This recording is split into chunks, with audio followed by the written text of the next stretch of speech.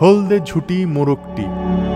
এক বেড়াল, এক শালিক আর এক হলদে ঝুটি মোরগটি ছিল। তারা একই বনে, একই কুড়ে। বেড়াল শালিক গভীর বনে চলে যায় কাঠ আনতে। মোরগ বাড়িতে থাকে একা। বেরোবার আগে ওরা মোরগকে সাবধান করে দেয়, আমরা দুজন চলে যাচ্ছি, তুই ঘরদোর দেখিস, কিন্তু সাবধান, টু শব্দটি করবি না, আর শেয়াল এলে জানলা দিয়ে আবার মাথা বের করিস না। শেয়াল যেই দেখে বেড়াল আর শালিক বেরিয়ে গেছে, অমনি মোরগের জানলার নিচে গিয়ে গান জোড়ে, হলদে ছুটি বাহারে মোর মোরগটি, তেল চকচক তোমার গা, রেশমি তোমার দাড়িটা, জানলা দিয়ে মুখ বাড়াও, মটরশুঁটি নিয়ে যাও। গান শুনে মোরগ যেই মুখ বের করেছে, অমনি শেয়াল খ্যাক করে ধরে নিয়ে চলল নিজের গর্তে। ছোট্ট মোরগ চিৎকার করে কাঁদতে লাগলো, শেয়ালে নিল ধরে গহন বনপারে, খর নদীর ধারে, খাড়া পাহাড় ঘুরে, ও শালিক ও বেড়াল রে, আয় না বাঁচা মোরে।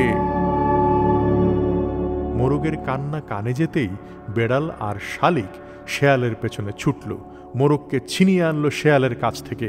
আবার বেড়াল আর শালিক কাঠ কাটতে গেল, আবার মোরগকে সাবধান করলো, দেখো বাপু মুরগির পো, আজ আবার যেন মুখ বের করিস না, আজ আমরা আরো দূরে যাব, হয়তো তোর ডাক শুনতেই পাবো না। বেড়াল আর শালিক বাড়ি থেকে বেরিয়েছে, অমনি শেয়াল বাড়ির কাছে গিয়ে গান ধরল, হলদে ছুটি বাহারে মোর মোরগটি, তেল চকচক তোমার গা, রেশমি তোমার দাড়িটা, জানলা দিয়ে মুখ বাড়াও, মটরশুঁটি নিয়ে যাও।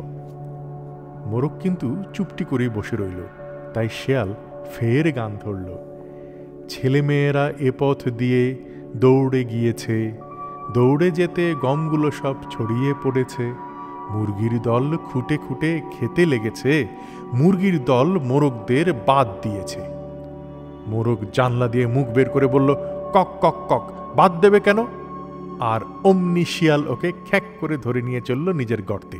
মোরগ চিৎকার করে কান্না জুড়ল, শেয়ালে নিল ধরে গহন বন পারে, খর নদীর ধারে, খাড়া পাহাড়ে ঘুরে, ও শালিক ও বেড়াল রে, আয় না বাঁচা মোরে।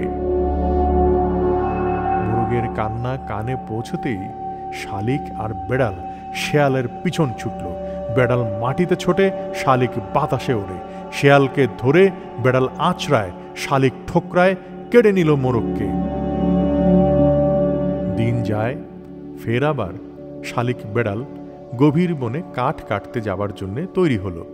যাবার আগে মোরগকে ওরা অনেক সাবধান করে দিল, শেয়ালের কথা শুনিস না, মুখ বের করিস না, আজ আমরা আরও দূরে যাব, চেঁচালে শুনতেও পাবো না। এই বলে শালিক আর বেড়াল বনে কাঠ কাটতে চলে গেল অনেক দূরে। এদিকে শেয়ালও এসে জানলার নিচে বসে বসে গান ধরল, হলদে ছুটি বাহারে মোর মোরগটি, তেল চকচক তোমার গা, রেশমি তোমার দাড়িটা, জানলা দিয়ে মুখ বাড়াও, মটরশুঁটি নিয়ে যাও। মোরগ তবু চুপ করে বসে রইল, তাই শেয়াল আর একটা গান ধরল, ছেলেমেয়েরা এ পথ দিয়ে দৌড়ে গিয়েছে, দৌড়ে যেতে গমগুলো সব ছড়িয়ে পড়েছে, মুরগির দল খুঁটে খুঁটে খেতে লেগেছে, মুরগির দল মোরগদের বাদ দিয়েছে। তবু চুপটি করে বসে রইল মোরগটি।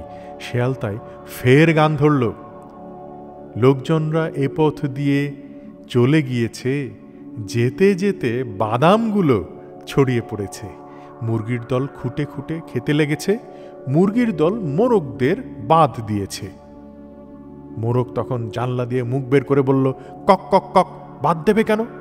ব্যাস, অমনি শেয়াল খ্যাক করে ধরে গহন বনের পারে, খর নদীর ধারে, খাড়া পাহাড় ঘুরে নিজের গর্তে নিয়ে গেল ওকে।